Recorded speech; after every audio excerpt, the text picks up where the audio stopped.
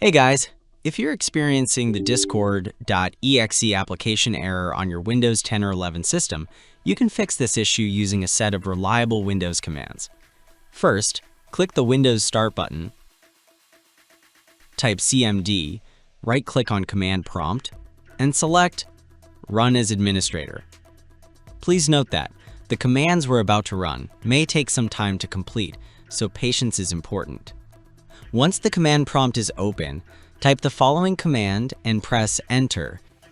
DISM /online /cleanup-image /ScanHealth.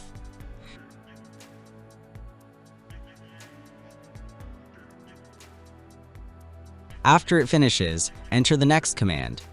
DISM online cleanup-image RestoreHealth and press Enter again.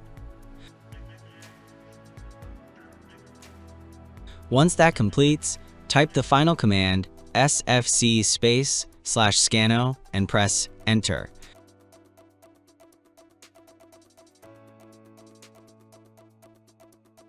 After all scans are done, restart your computer. This should resolve the discord.exe application error effectively. Thanks for watching. Stay safe.